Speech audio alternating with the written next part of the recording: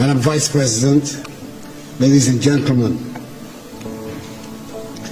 I thank the African and Diaspora Young Leaders Forum for making me part of this conversation and for the opportunity to deliver these remarks at the closing plenary in the presence of the U.S. Vice President, the Honorable Kamala Harris, and in this spectacular building, so admired by all Ghanaians, and indeed by all Africans, as it was designed by one of the foremost architects of his generation, the globally acclaimed Ghanaian architect, David Addo.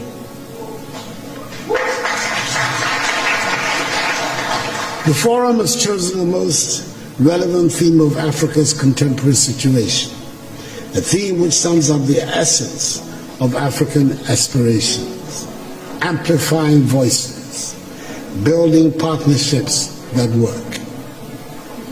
I've stated it before, that it sometimes appears the words Africa and Africans have more resonance outside the continent than inside.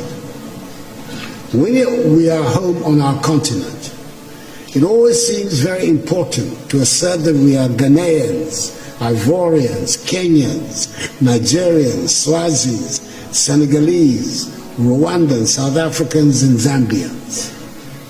Then we find ourselves outside the continent, and then we discovered that to the outside world, there are no Ghanaians, there are no Senegalese, and there are no Tanzanians. There are only Africans, and we are all simply Africans. The lesson for me is clear. Our destinies are intricately linked with each other, and we're talking not only about those of us on the continent, but about the Africans in the diaspora as well. You can be an honors graduate from any of the top universities of this country. You can be a second or third generation American, and you can be in a well-paid job. If there's an outbreak of Ebola someplace on the African continent, you are an African. Anyone, everybody in a position of leadership in Africa today thus has his or her work cut out. The urgent responsibility we face is to make our countries and our continent attractive for our peoples, to see them as places of opportunities. It means we must provide education, quality education and skills training. It means our young people must acquire the skills that run modern economies. The impact of a successful Africa on the image and standing of Africans in the diaspora applies with equal force to the image and standing of her sons and daughters who go by the name African Americans, and indeed to all her kith and kin in the Americas and the Caribbean. There's a lot of room for your perspectives and energies back in Africa.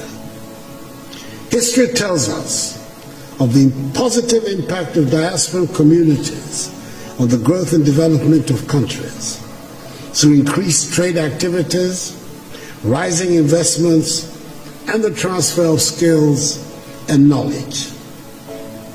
Take the case of China, for example. With an emigre population of some 60 million, the Chinese diaspora is said to be the 25th largest country in the world, who, according to the Nikkei Asian Review, own assets worth 2.5 trillion United States dollars. When foreign companies in the late 1970s reduced their investments in China, it was the Chinese diaspora that shored up the economy. According to the Washington, D.C.-based Migration Policy Institute, MPI, half of the foreign direct investment, that is some 26 billion United States dollars, that transformed China into a manufacturing powerhouse in the 1990s, originated from the Chinese diaspora. That is the rationale of Ghana's initiative of Beyond the Return, which is building on the considerable success of the Year of Return and the renewed enthusiasm around building Africa together. We must work to help change the African narrative, which has been characterized largely by a concentration on disease, hunger, poverty, and illegal mass migration. Let us all remember that the destiny of all black people, no matter where they are in the world, is bound up with Africa. We should never forget that famous admonition of the celebrated Jamaican reggae star P.T. Tosh, when he said, and I quote, "Don't care where you come from, as long as you are a black man, you are an African," unquote.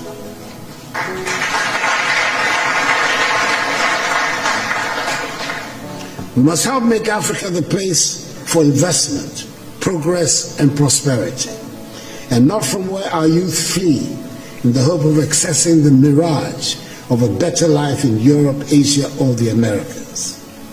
That is what the Beyond the Return seeks to do, so we can derive maximum dividends from our relations with the diaspora in mutually beneficial cooperation, and as partners for shared growth and development. The second half of the 20th century witnessed a great blow for human progress and freedom when the African peoples, in the wake of Ghana's shining example, liberated themselves from the colonial and imperialist yoke and the racist ideology of apartheid and emerged as free, independent peoples to construct new nations of hope and advancement.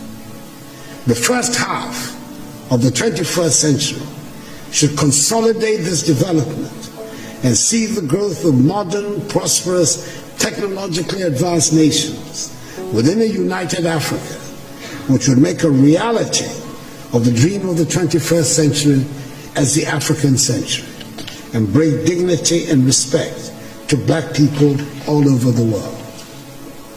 We've done enough talking, and dare I say we've had enough conferences and workshops.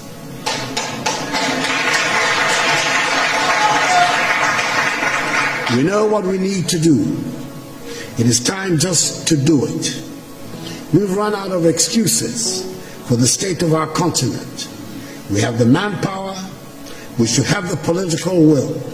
It is time to make Africa work. We have good reason to be proud of who we are and the beautiful continent that is ours with its vibrant cultures. The geographic space covered by Africa makes it the second largest of the 7 continents. It has 30% of the world's remaining minerals of value.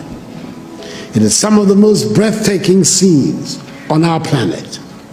It has plants and animals that are wonders of the world and critical for the survival of the globe. I hear a lot about the need to change our narrative and tell our own good story. Ladies and gentlemen, as the saying goes, nothing succeeds like success.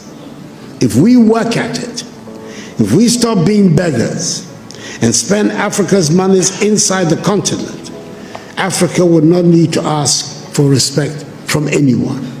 We would get the respect we deserve.